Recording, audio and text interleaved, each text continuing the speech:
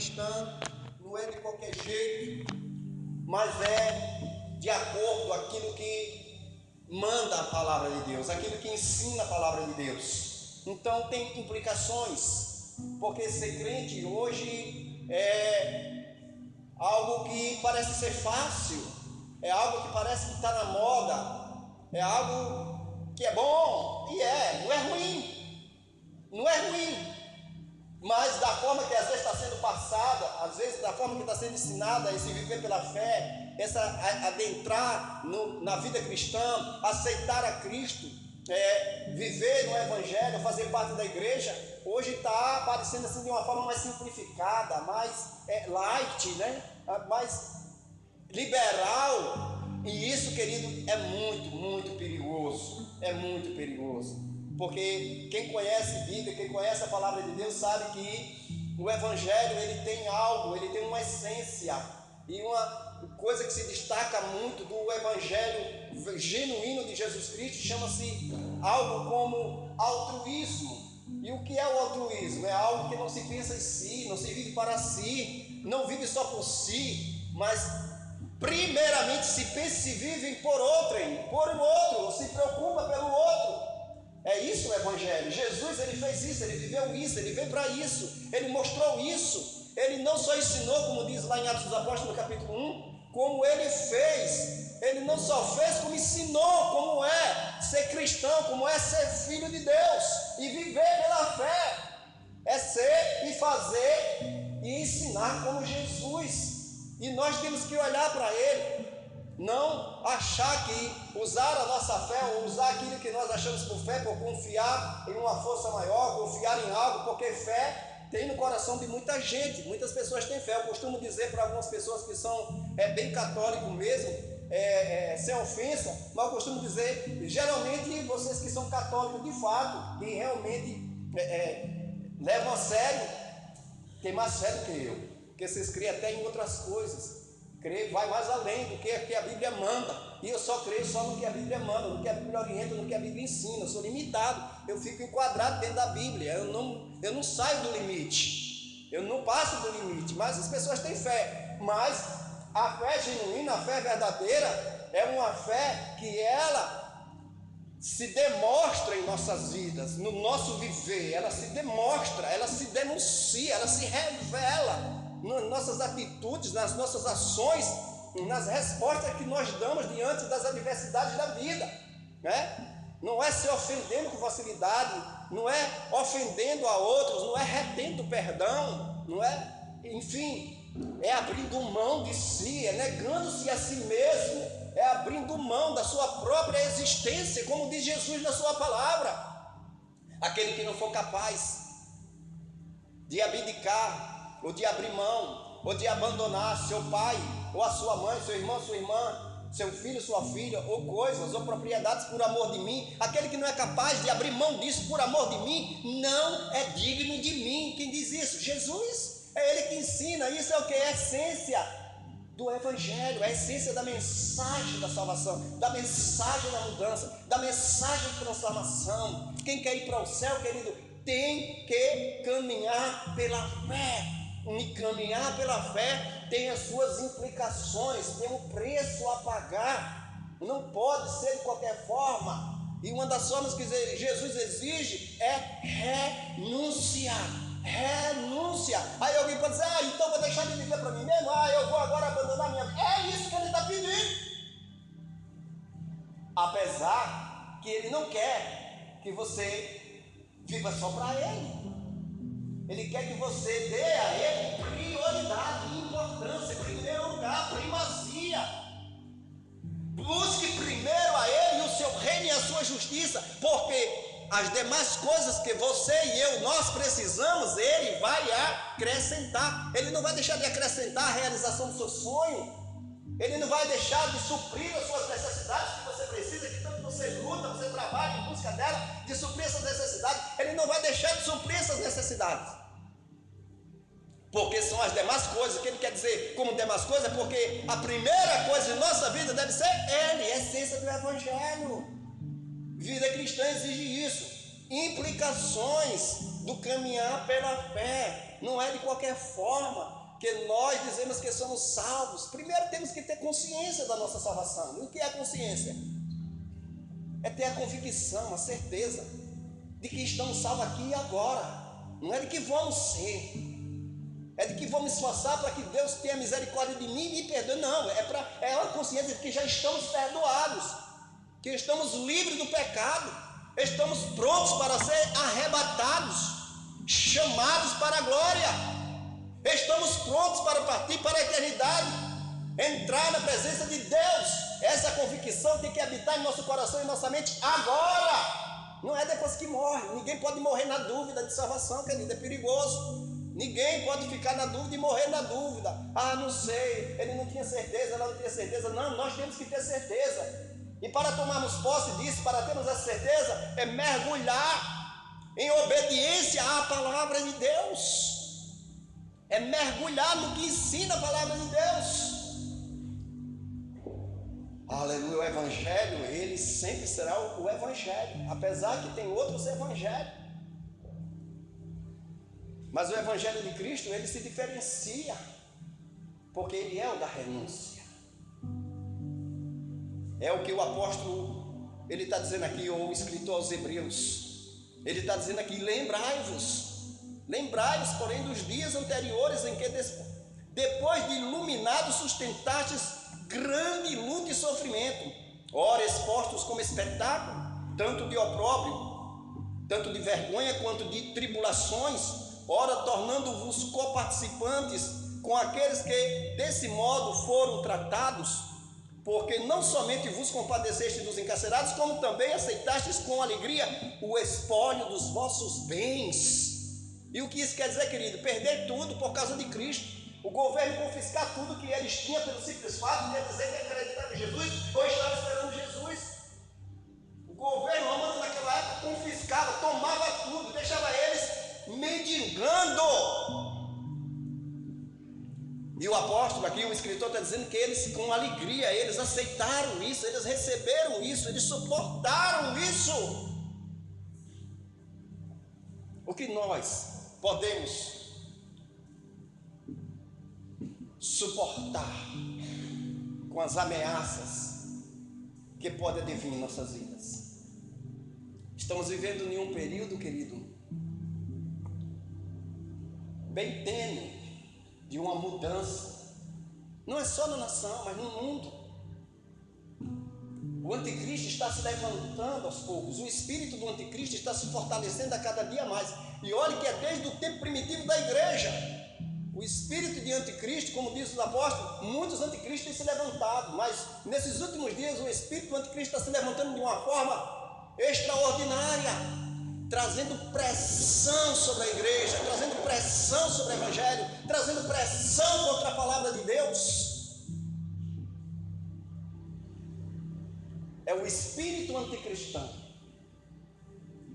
Existem dois tipos de principados ou espíritos que lutam contra o reino de Deus. É o espírito do antissemitismo e o espírito anticristão, ou o espírito do anticristo. O espírito antissemita é aquele que odeia Israel, é aquele que odeia o judeu, é aquele que odeia a semente de Abraão, tem um ódio. É um espírito maligno que tem um ódio contra Israel, por Israel ser o descido, guardião dos oráculos de Deus, das revelações divinas, e pelo qual veio o maior judeu, Jesus Cristo, o Salvador da humanidade, e o qual hoje nós, como cristãos, fazemos parte, derivamos dessa fé deles. Veio a fé cristã, e aí se levanta o espírito anticristão, o espírito do anticristo, e hoje está se levantando, oprimindo, fazendo com que crentes agora mudem, pressionando. Olha, querido, eu quero te dizer uma coisa: se você está apto a sofrer espólios, você tem fé suficiente para sofrer espólio, para ser confiscado seus bens, para perder o emprego porque você é crente? Você está tendo fé suficiente para isso? Nós temos fé suficiente para isso, e com alegria receber isso, não ficar triste, não ficar desesperado por isso. Será que nós temos fé suficiente para isso? Porque aqui esses cristãos aqui, o escritor está dizendo que eles aceitastes com alegria o espólio dos vossos bens, tendo ciência de possuir de vós mesmos patrimônio superior e durável. Isso é fé. É saber que tudo que eu tenho aqui, tudo que nós temos aqui, não é nada. Não é nada. O que eu tenho de mais precioso não está aqui. Está na eternidade, está na glória. Está na glória, não está aqui. E nós precisamos entender isso, amadurecer isso em nossa vida, senão não vamos suportar a pressão do anticristo, do espírito anticristão, que se infiltra nos meios de autoridade, nos meios políticos, nos meios de cultura, nos meios de comunicação. Esse espírito, ele se infiltra e ele vai trazendo pressão e pressionando a igreja para o canto e espremendo muitos crentes e muitos crentes cedendo, entrando por um caminho liberal, em nome de não perder um emprego, de não perder uma posição, de não perder, enfim, seja o que for, para não ser espoliado, para não ser perseguido, para não ter aflições. Evangelho, querido, aqui agora não é um evangelho de bonança, não, é de aflições mesmo. Foi Jesus que disse: no mundo vós tereis aflições. Vós tereis aflições. Por que nós estamos buscando vida boa? Por que eu me preocupo para ter uma vida boa? Ah, pastor, mas é promessa de Deus, é verdade. Mas a nossa maior promessa está na glória celestial. A nossa recompensa não é de coisas aqui da terra, não é nada do tipo presente. Aleluia!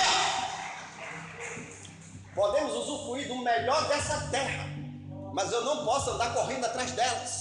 Eu não posso andar empregando todo o meu tempo, toda a minha energia em busca dessas coisas. Eu preciso usar a minha energia, o meu tempo, o meu vigor em busca de Deus e do seu reino, da sua justiça. E Deus trará sobre a minha vida as demais coisas que eu preciso. É assim que eu entendo a palavra de Deus, é assim que é evangelho para mim. É esse evangelho. Deus não quer fazer você sofrer, mas Ele não está dizendo que você não vai sofrer.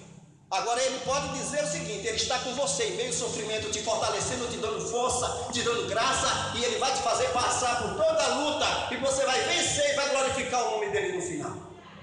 Ele não te abandona, Ele não nos abandona, Ele não nos deixa só. Até porque nós precisamos para crescer e amadurecer em nossa fé. Deus, Ele não faz como um pai coruja que faz todo o gosto dos seus filhos, e quando a criança cresce, problema. Deus não faz como alguém que se compadece de uma largatinha que está dentro de um casulo ali, sofrendo, se espremendo, se apertando para rasgar o casulo para ela sair. É um sofrimento, muito esforço daquela lagarta para sair do casulo, muito esforço. Aí alguém vê aquele sofrimento, vai ajudar ela, tadinha, deixa eu ajudar, e rasga aquele casulo. O que acontece? Imaturidade dela, não estava pronta, porque todo esforço que ela estava fazendo, toda a energia que ela estava gastando naquele momento, era se fortalecendo para enfrentar a vida com as asas dela. E porque apressou o processo, ela ficou frágil, limitada, incapacitada.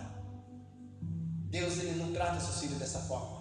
Ele quer você forte, capacitado, fortalecido, vencedor, vencedora, homem e mulher de honra, de excelência, de coragem, valentes, verdadeiros guerreiros, que bons do exército do Senhor, homens e mulheres que lhe representam, que não tenham medo nem da morte, que não tenham por preciosa a sua própria vida. É homens e mulheres dessa forma que Deus, Ele quer, que Ele trata, que Ele cria. Por isso Ele permite às vezes em nossas vidas tanta dificuldade. Não é porque Ele esqueceu de você, Ele esqueceu de nós. Não, é porque eu ou você estamos precisando disso para nos fortalecer, para crescer e amadurecer. Isso é fé, implicações do caminhar pela fé, implicações de viver uma vida de fé. Requer esforço da nossa parte. E ser espoliado, ser perseguido, ser maltratado, sempre, querido, ao longo da história fez parte da igreja. sempre, desde o princípio. Os apóstolos, quando eram espancados, eles eram presos, eles eram espancados e eles voltavam dando glória a Deus e felizes por ter se considerado digno de apanhar por causa do nome de Jesus Cristo. Eles voltavam contando com a maior vantagem aquilo. E nós, será que teremos essa natureza, essa capacidade de sofrermos espólio, perseguição, aflição aqui e sermos capazes de dar graças a Deus, dar glória a Deus por causa do nome do Senhor, por causa do meu compromisso com Jesus? Eu perdi o emprego, aconteceu isso ou aquilo comigo, será que vai mudar algo dentro de mim? Ou será que eu vou me manter firme, confiante, inabalável na expectativa do que Ele tem para a minha vida? Olhando sempre para Ele, não retrocedendo, não voltando as costas, não se entristecendo, não abandonando a igreja, como muitos fazem. Antes de eu ser crente, eu vivia dessa forma, mas depois que passei a ser crente, pense que eu enfrento muita luta, tenho passado muita dificuldade, aconteceu muita coisa ruim na minha vida, perdi muita coisa, é verdade, acontece isso na vida de muita gente, mas é porque aquilo não fazia parte, não é para fazer parte de uma nova vida em Cristo Jesus. São coisas passadas. Deus quer trazer coisas novas na vida dessa pessoa, que por exemplo perdeu tudo que tinha quando estava no mundo, e é necessário passar por esse processo de crescimento espiritual. E o que eu olho hoje, eu vejo na vida de muitos crentes, na igreja de forma geral, é uma imaturidade na vida dos crentes. Pessoas que vêm para a igreja porque querem bênção, porque querem ser abençoados, porque querem se dar bem, porque querem ter sucesso. Não é errado querer isso. O errado está só vir por isso. Tudo que faz é em prol disso. Até uma oferta que traz é em prol disso. Não, querido, primeiro é amor. Primeiro é amor. É amar de fato a Deus. E quando amamos a Deus, fazemos coisas para Deus que nos dá prazer, ainda que aparentemente não sejam boas, mas nós fazemos e aquilo, nós nos mantemos descansados e confiantes em Deus, por causa do amor, porque Ele é digno, porque Ele é bom, porque Ele é soberano, porque por isso eu vou, por isso eu faço, por isso eu dou, porque Deus, coisas grandes tem feito na minha vida, Ele é digno, Ele é Senhor. Que darei ao Senhor, como pergunta o salmista, pelos seus benefícios, pela sua salvação, por todos os benefícios que Ele me trouxe, pela sua salvação. O que dareis do Senhor? O que eu poderei dar? Eu entendi uma coisa: a única coisa que eu posso dar a Deus pelos seus benefícios, ou pela sua salvação em minha vida, a única coisa que eu posso dar a Deus de fato, é me entregar a Ele, é me render a Ele, é viver para Ele. É viver com Ele, é viver para a glória dEle e viver em prol do próximo. Você sabia? Eu creio que sabe, mas pastor não vive para si, não vive. Pastor que é pastor, porque hoje tem muita gente aí que não é pastor, irmão. Tem muita gente que não é pastor, mas o pastor, ele não vive para ele, não vive. Ele deita pensando nos crentes, na igreja, na obra, no reino. Levanta pensando nos crentes, na igreja, na obra, no reino. Pensando nas coisas de Deus, no irmão fulano, na irmã ciclana, que faltou. Meu Deus, eu tenho que ligar, eu tenho que dar um jeito de ir lá ver de perto, eu tenho que visitar a irmã fulana. Irmãos, é isso na mente de um pastor, de uma pastora. Homem e mulher de Deus que vive para Deus, para o reino de Deus. Mas é só pastor que tem que fazer isso? Não, é crente. Se converteu, querido, você não pode viver mais para você. Você tem que viver para Deus, em primeiro lugar. Você vai viver para você do tempo que lhe sobrar. É assim, é verdade. Pastor, assim é muito difícil. Por isso muitos discípulos abandonaram Jesus dizendo: duro é esse discurso. Mas é esse discurso que faz com que as pessoas se comprometam com Deus e direcione elas direto para o céu, para a eternidade. Esse mundo está chegando em um fim, querido. Está chegando em um momento final. E a igreja ela precisa estar pronta, preparada.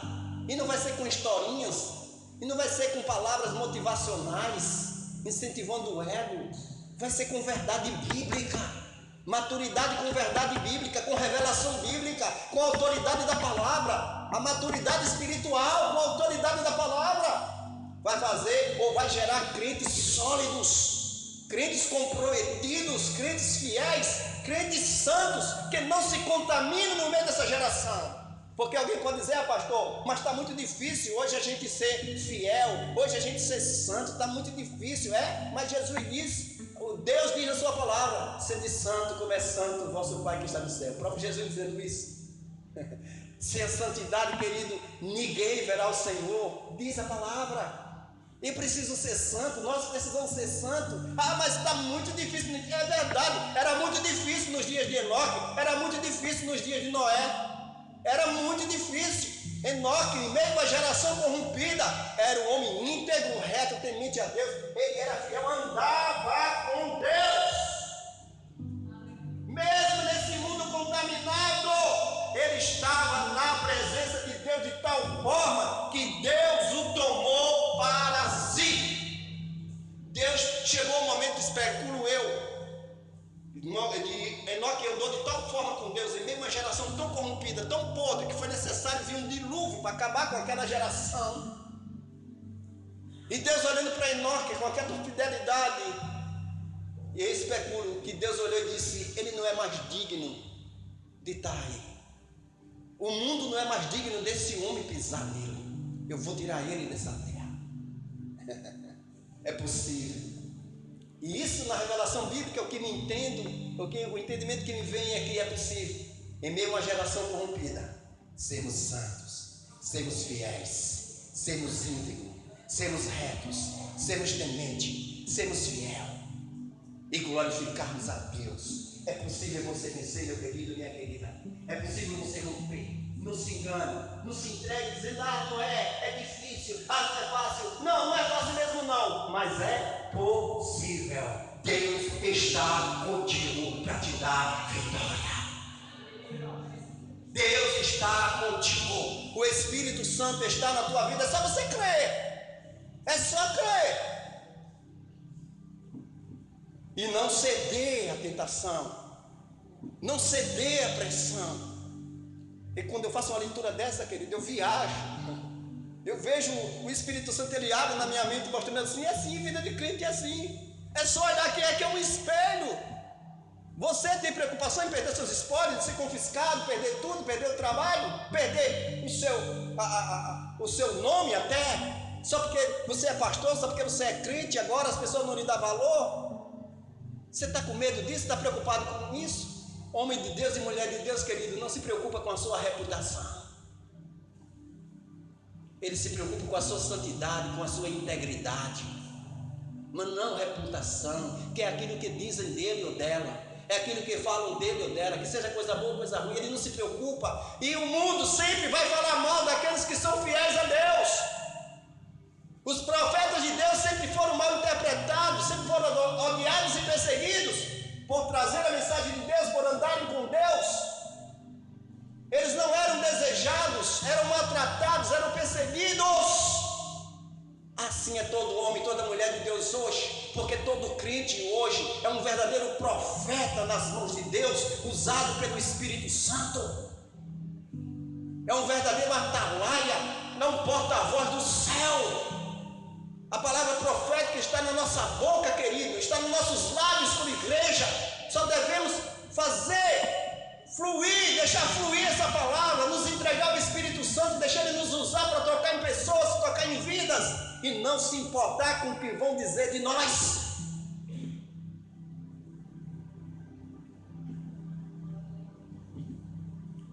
Se compadecer dos encarcerados, como aceitar com alegria o espólio dos vossos bens, tendo ciência de possuídos vós mesmos patrimônio superior e durável.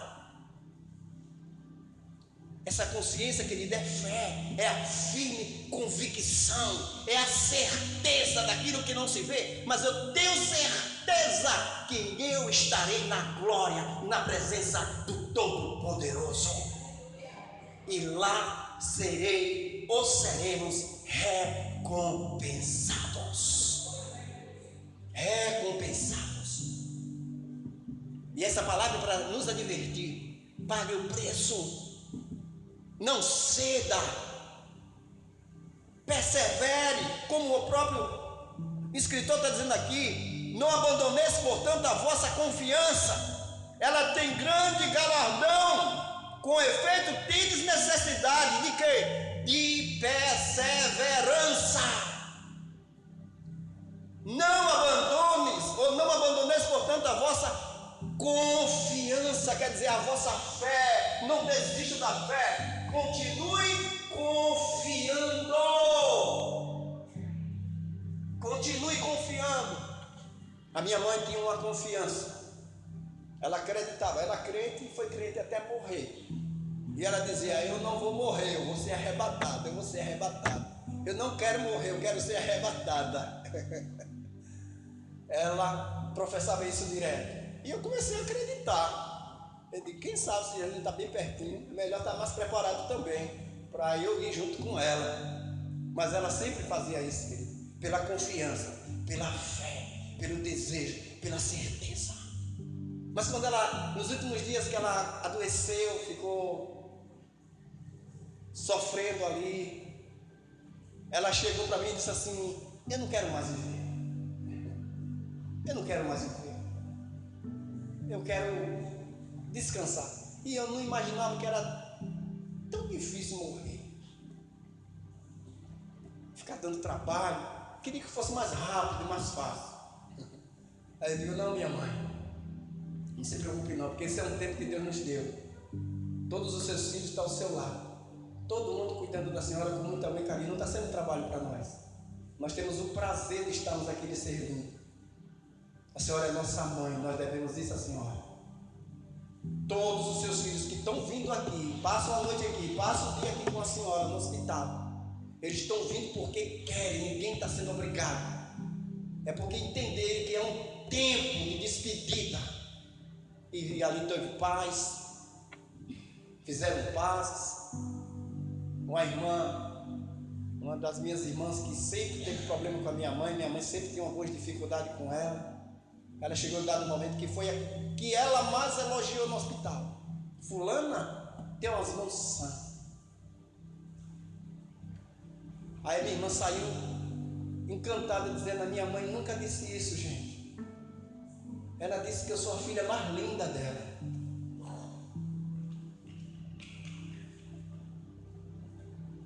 Para minha irmã aquilo foi uma revelação, porque geralmente só tinha mais discussão com a minha mãe. E a minha mãe era meio rígida, exigente com ela.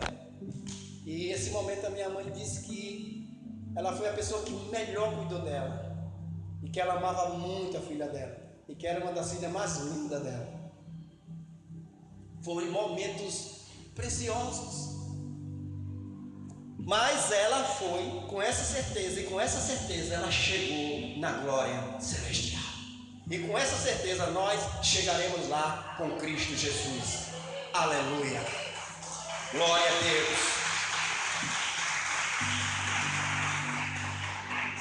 Não abandoneis, portanto, a vossa confiança. Ela tem grande galardão. Com efeito, tendes necessidade de perseverança, para, havendo feito a vontade de Deus, alcanceis a promessa. Aí havia uma teologia liberal dizendo: uma vez salvo, salvo para sempre, que é o maior engano dentro da igreja e na mente de muitos aí que se dão conhecedor de Bíblia e na verdade são iludidos, porque sem perseverança não se alcança a promessa. E essa perseverança tem as implicações do caminhar pela fé. É se for fiel, é se permanecer, é se não desistir, é se não voltar para o mundo. Aí você vai alcançar a promessa. Você vai alcançar o prêmio, o galardão, a recompensa. Mas sem isso, querido, não. Se retroceder, nele não se compraz a minha alma. Nós, porém, não somos dos que retrocedem para a perdição. Somos, entretanto, da fé para a conservação da alma. Deus, filho dele, não é para olhar para trás. Como disse Jesus, aquele que lança a mão no arado e olha para trás, não é digno do reino de Deus. Não pode olhar para trás. Temos que ter essa capacidade, irmãos, de nos apegar ou de nos desapegar de coisas, se necessário, de pessoas, para nos apegar a Deus e a sua palavra. Porque aquilo que aparentemente nós perdemos, porque não temos prioridade, aí fica aquele sentimento de perda, né? Deixamos para trás, nós abandonamos, nós perdemos. Como o apóstolo Pedro chegou: Senhor, nós abandonamos tudo para te seguir, o que é que nós vamos receber? Aí Jesus disse: rapaz, você está preocupado com isso? Parafraseando, não se preocupe. Aqui nessa vida, só nessa vida, 100 vezes tanto. E no fim, vocês têm a vida eterna. A vida eterna. Porque crente não é chamado para ficar olhando para trás, preocupado com coisas atrás. Mas eu preciso. Não, querido. É essa mentalidade cristã, bíblica. É olhar para Deus. Quando Deus chamou a Abraão, uma das coisas que eu observo em Abraão é uma atitude de foco. Deus falou, ele se agarrou ao que Deus falou, ele segurou o que Deus falou, ele segurou o que Deus prometeu e manteve o foco. Ficou ali esperando, perseverando, confiando. Aí chega o tempo do cumprimento, Isaac nasce. Aí quando Abraão está com todo aquele carinho com Isaac, todo aquele xodó, aquele menino, aí Deus disse: agora me oferece o que tu tem de mais precioso, o teu único filho. Interessante que não era o único filho de Abraão, porque o primeiro filho de Abraão era Ismael. Mas Deus disse: me dá o teu único filho. Por que Deus diz único? Porque era o que Abraão mais amava, porque era o mais precioso. A maior preciosidade de Abraão não era os seus bens, não eram as suas posses, não era a sua riqueza, era Isaac. E ele demonstrou que, apesar de Isaac ser tão precioso para ele, mas requisitado por Deus, ele mostrou que era capaz de se desapegar e dar honra e prioridade ao Senhor. Isso, querido, é ensinamento para crente, para viver pela fé. O que é que está lhe prendendo? Quem sabe Deus não te pediu um Isaac, algo que é tão valioso para você, que é tão importante para você, seja material, seja emocional, seja sentimental, seja um sonho. Mas eu não posso abrir mão disso. Quem sabe Deus não já te pediu para desatar algo poderoso na tua vida. Ele está esperando você entregar esse Isaac. Quem sabe? Implicações do caminhar pela fé, do andar na fé, abdicar, abrir mão. Aí vem esse sentido de abandono perdido. Deixa isso por amor de ti, Senhor. Não, mas quando nós focamos como Abraão focou em Deus, ficou focado em Deus, aquilo que aparentemente ele ia perder, vou perder esse Isaac, mas eu vou manter o foco da promessa. Ele é poderoso para cumprir a primeira promessa. Se ele foi poderoso para cumprir uma promessa, ele já me deu Isaac, agora ele pede Isaac, mas tem outra promessa, eu não quero nem saber. Eu creio que ele é poderoso para cumprir a última promessa que ele fez. Problema dele, mas ele vai cumprir. Eu vou manter o foco, eu não vou olhar para a minha perda, para Isaac que eu vou perder agora. Resultado, ele perdeu Isaac? Não, porque Deus está esperando isso. a sua demonstração de fé. Não é que Deus não já sabe, não conhece teu coração, nosso coração. É para provar para nós, para você, para o inimigo, do que nós somos capazes por amor a Ele. Do que nós somos capazes por amor a Deus. Sou capaz de abrir mão de quê? O que é precioso para mim, que eu sou capaz de entregar essa joia, essa preciosidade por Deus, pela sua vontade, para viver os seus propósitos. Oi, irmãos, hoje estou falando aqui, mas eu quero dizer, eu tenho muitos sonhos. Eu sempre sonhei na vida secular, muitas coisas para me realizar, para me buscar, para me viver, mas eu entreguei tudo ao Senhor. Por isso que quando eu digo que pastor, de fato, ele não vive mais para ele, porque não vive mesmo. Eu tenho certeza que o apóstolo tem os sonhos dele, a apóstolo tem os sonhos dela, tem os seus objetivos pessoais que estão lá, entregue, guardado. É assim vida de homem de Deus, de mulher de Deus, de sacerdote, porque damos prioridade a Deus. Se Deus quiser, Ele trará essas realizações na minha vida, mas se Ele não quiser, glória a Deus, seja feita a vontade dEle. Tenho que falar, entender e ter a maturidade como Jó. Como Jó, quando recebeu a notícia de que seus filhos, a casa caiu e matou a todos, e ele já tinha perdido tudo, todos os seus bens, todo o seu gado, tinha perdido tudo. Por último, seus filhos, ele rasga a roupa, se cobre com saco, pano de saco e cinza, e ele diz: Deus me deu, Deus tomou. Nu eu vim a esse mundo, nu é retorno dele. Deus me deu, Deus tomou. Louvado, bendito, engrandecido, exaltado, glorificado seja o nome do Senhor.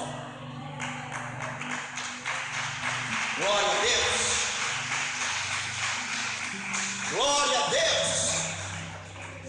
Viva pela fé. Aceite as implicações do andar pela fé, querido. Não seja covarde, não retroceda, não olhe para trás, não dê de ré, não se afrouxe, seja valente, sejamos valentes. Essa é uma palavra do céu para o nosso coração. Deus está falando conosco hoje. Vamos ser corajosos. Não podemos nos acovardar. Deus não tem prazer, mas vamos lhe glorificar com coragem, com força, com ânimo, com convicção e foco. Senhor, estamos na expectativa, estamos na perseverança, na confiança de que o Senhor virá ao nosso encontro e operará aquilo que nós necessitamos para a glória do teu nome. Aleluia. Viver pela fé. Aí faça aquele exercício tão bom. Começa a se perguntar a si mesmo: eu tenho vivido? De fato, eu tenho sido capaz de abdicar de coisas, de sofrer espólios e não mudar interiormente, não me entristecer, não desanimar, não esfriar na fé? Eu tenho sido capaz disso?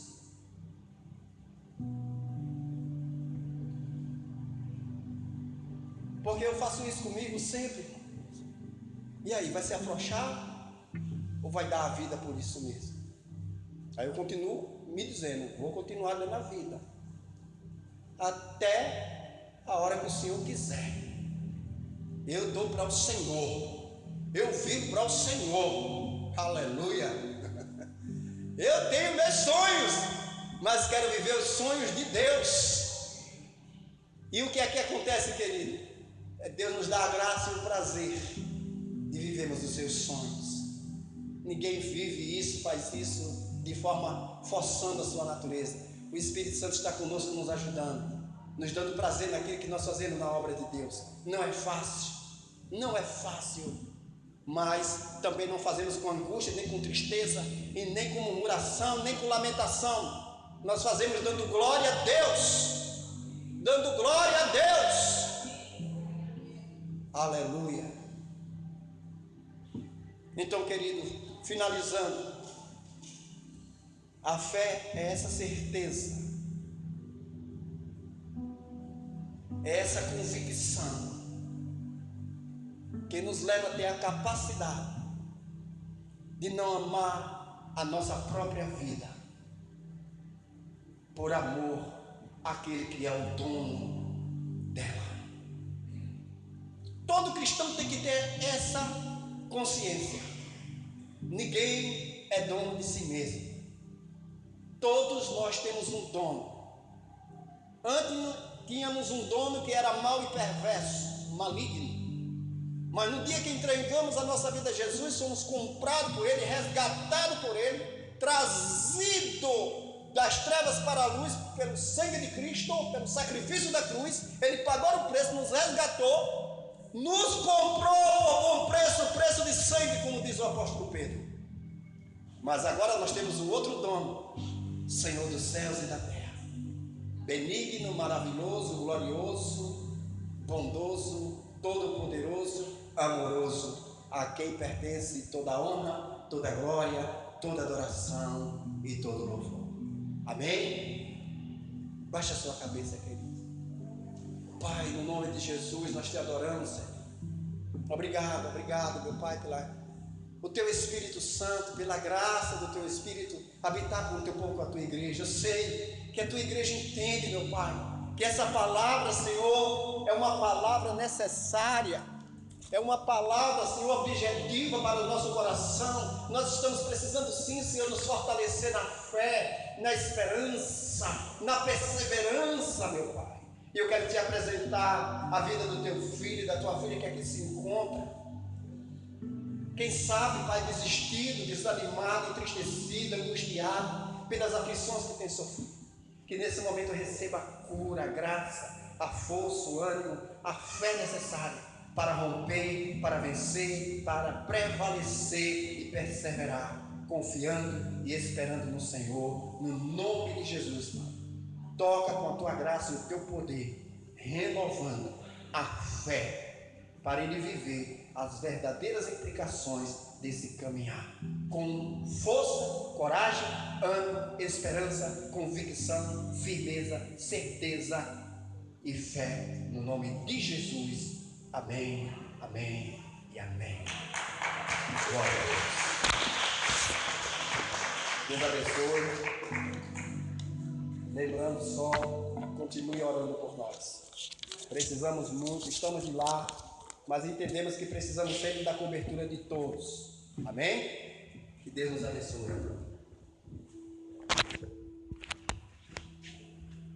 Vamos nos colocar de pé, gente, para adorar ao Senhor. Celebrar com